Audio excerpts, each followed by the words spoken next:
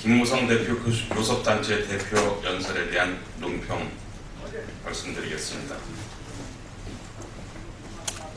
모두 이메일로 발송을 해드리겠습니다.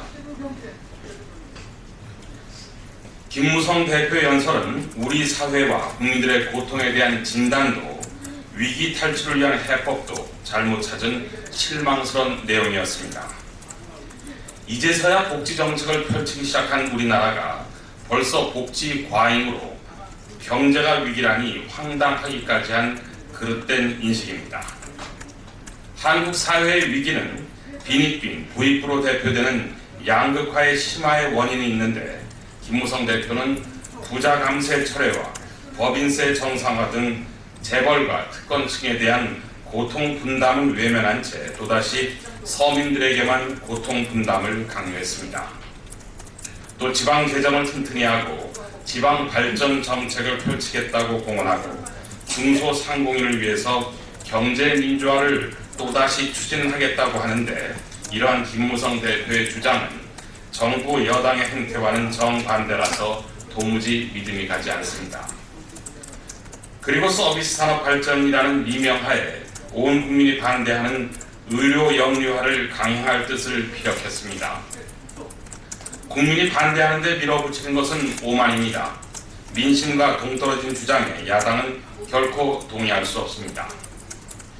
자신들이 앞장서서 만든 국회 선진화법을 부정한 것은 다수당이 가진 거대 의석을 앞세워서 의회 독재를 펼치고 싶은 야욕을 드러내는 것이 아닌가 싶습니다.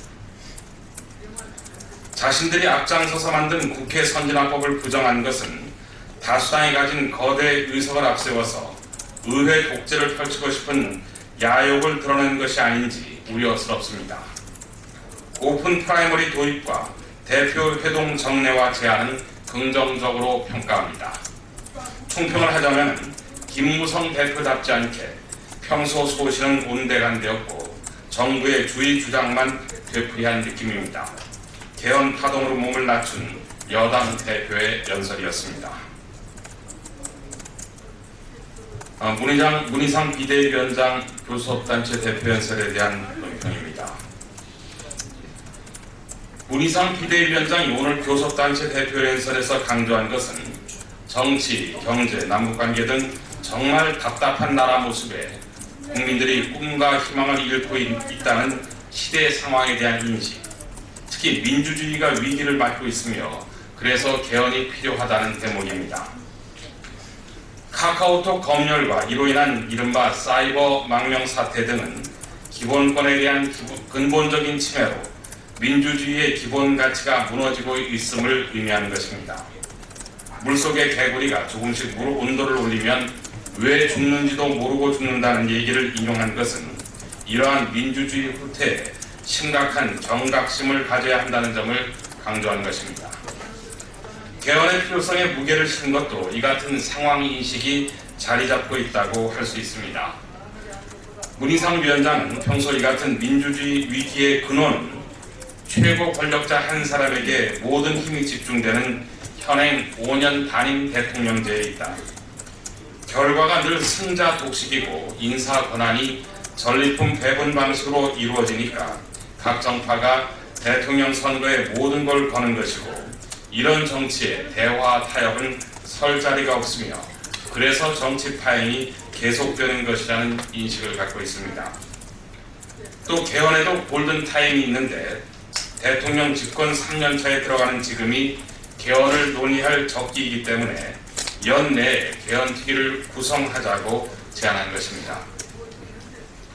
외교 안보 문제에 대해서도 문희상 위원장은 박근혜 정부가 외교 안보는 그나마 잘한다는 평을 듣고 있지만 실제로 들여다보면 외교는 길을 잃었고 남북관계는 거꾸로 가고 있으며 안보는 불안하다고 지적하고 남북관계 정상화로 꼬인 매듭을 풀어야 한다는 점을 강조했습니다. 특히 대북 전단 살포로 모처럼 마련된 남북 대화 분위기가 흐려져서는 안 된다는 점을 지적했습니다. 문희상 위원장은 또 경제를 살리는 일이 시급하다는 데에는 정부 여당과 인식을 같이 하지만 현 정부의 정책 기조는 잘 사는 사람은 더 잘 살고 서민은 더 힘들게 만드는 무책임하고 위험한 발상이기 때문에 부자 감세, 서민 증세 정책을 철회하고 경제 정책 기조를 수정할 것을 촉구했습니다.